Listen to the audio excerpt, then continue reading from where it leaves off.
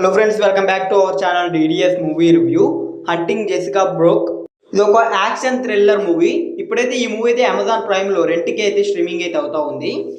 ఈ మూవీ తెలుగులో కూడా అయితే ఉంది. తెలుగు డబ్బింగ్ కూడా పర్వాలేదు, బాగానే అనిపించింది.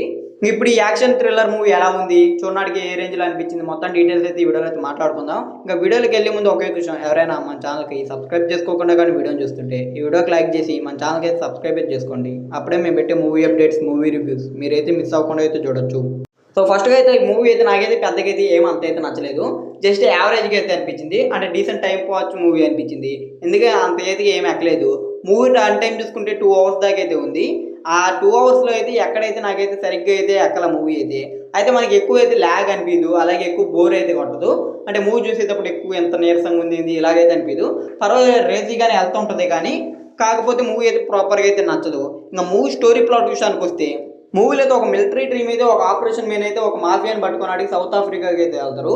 అయితే అక్కడ వాళ్ళందరూ మాఫియా చేసిన ట్రాప్లో అయితే పడిపోతారు. అయితే అక్కడి నుంచి ఎవరు తప్పించుకోలేరు, ప్రతి ఒక్కరిని అయితే చంపేస్తారు. అయితే అక్కడి నుంచి ఒక జెసికా అనే ఒక మిలిటరీ ఆఫీసర్ మాత్రమే అయితే తప్పించుకుంటుంది.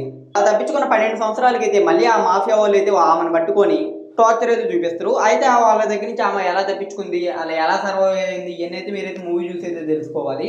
ఇంకా ఈ ప్రాసెస్లో అయితే యాక్షన్ అయితే చాలా అంటే చాలా ఎక్కువగా అయితే ఉంటుంది. చాలా బ్లడ్ కానీ విపరీతంగా వైలెన్స్ అయితే ఉంటుంది. అలాగే చాలా ఘోరమైన సీన్స్ కూడా అయితే ఉంటాయి. అంటే మనుషులు చంపేది కానీ, దాంతోపాటు మృగాలను కూడా చాలా ఘోరంగా అయితే చంపుతూ ఉంటారు.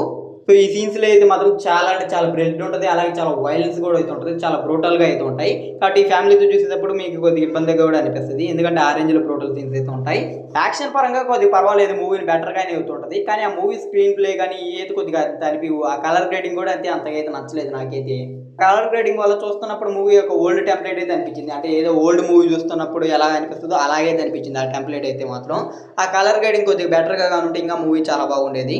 ఆ కలర్ గ్రేడింగ్, ఆ స్క్రీన్ ప్లే కొద్దిగా అయితే సరిగ్గా అయితే లేవు. ఇంకా దీంతో పాటు అయితే మూవీలో బ్యాక్గ్రౌండ్ స్కోర్ అయితే అంతగా అయితే లేదు. ఇంకా కొన్ని సీన్స్లో అయితే యాక్షన్ సీన్స్ కూడా అయితే సరిగ్గా అయితే సెట్ కావు. ఎందుకంటే చంపాలని వస్తారు, మళ్ళీ చంపరు, మళ్ళీ వదిలేస్తారు, మళ్ళీ చేస్తారు. అంటే ఇలాగైతే ఉంటుంది. దాని కారణంగా అయితే సరిగ్గా యాక్షన్ సీన్స్ కూడా అయితే కొన్ని అయితే సరిగ్గా అయితే నచ్చవు.